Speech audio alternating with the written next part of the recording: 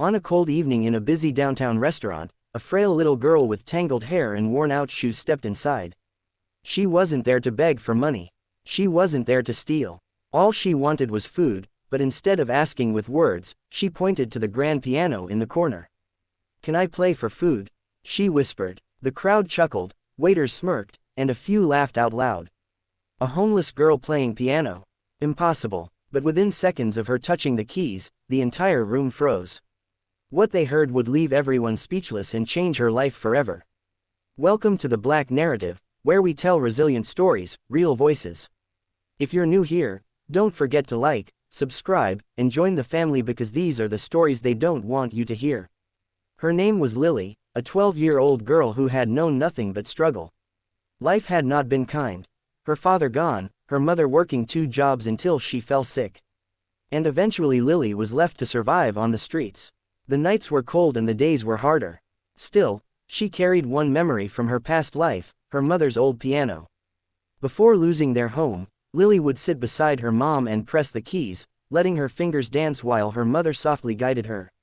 That piano became her comfort, her escape, and the only thing that gave her a sense of hope. But now, sitting on street corners, hungry and forgotten, her dream of music seemed like a cruel reminder of everything she'd lost. Until one night, she walked past a restaurant. She saw people laughing, eating, enjoying what she had long been denied. In the corner of that warm, glowing room stood a shiny black piano. Her stomach ached, her lips trembled, and she thought, maybe, just maybe, this was her chance. She didn't ask for money. She didn't beg for charity. She walked inside, eyes wide with fear and courage, and asked one simple thing. "Can I play for food?" The moment she spoke, the restaurant fell silent. Some diners smirked. A waiter scoffed, whispering to another, "She probably can't even play a single note." A man at the bar chuckled loudly. "This will be good entertainment."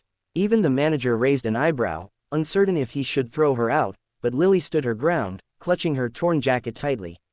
After a moment, the manager sighed and waved toward the piano. "Fine, go ahead," he said, more to amuse the customers than to help her. She walked to the piano slowly, every step echoing against the polished floor. As she sat down, laughter and murmurs filled the room. Her hands hovered above the keys, trembling, not from fear, but from hunger and cold. And then she played. The first notes rang out, soft and uncertain, but quickly bloomed into something powerful. Her fingers danced with precision, weaving melodies that carried both sorrow and hope. The room fell silent. Conversation stopped mid-sentence. Forks were lowered, eyes widened. The very same people who mocked her now leaned forward, captivated. Each note told her story. The pain of hunger, the ache of loneliness, the strength of survival, and the beauty of dreams. Tears welled in the eyes of an elderly couple sitting near the piano. A young boy pointed in awe. Even the manager, who had doubted her, froze, unable to look away. When she finished, the final chord lingered in the air like a prayer. For a moment, no one moved, and then the room erupted in applause. Lily sat there stunned, her tiny hands still resting on the keys. For the first time in years, she felt seen. The audience rose to their feet, clapping louder and louder, some even shouting, "Encore!" She had come in for a meal. But in that moment, she had given the entire room something far greater. The elderly couple, who had been moved to tears, walked up to her first. They embraced her gently, asking where her parents were. All Lily could say was, "I'm alone." The woman's heart broke at those words. Then, a man in a tailored suit stood up. He wasn't just another diner. He was a renowned music producer who happened to be at the restaurant that night. He walked over to Lily, knelt down to her level, and said, "You have a gift the world needs to hear." The manager, realizing the gravity of what had just happened, quickly ordered the kitchen to serve her the best meal they had. Plates of warm food were set before her. But this time, no one looked at her with pity. They looked at her with admiration. The same crowd that laughed at her just minutes before now saw her for who she truly was. Not a homeless beggar, but a prodigy. That night, Lily's life changed forever. The couple who had comforted her took her in temporarily, promising she'd never go hungry again. The producer kept his word, arranging for her to receive music lessons, instruments, and opportunities far beyond what she had ever imagined. Within months, Lily was performing on real stages, her story spreading like wildfire. She wasn't just the homeless girl who played piano. She became a symbol of hope, resilience, and the power of hidden talent.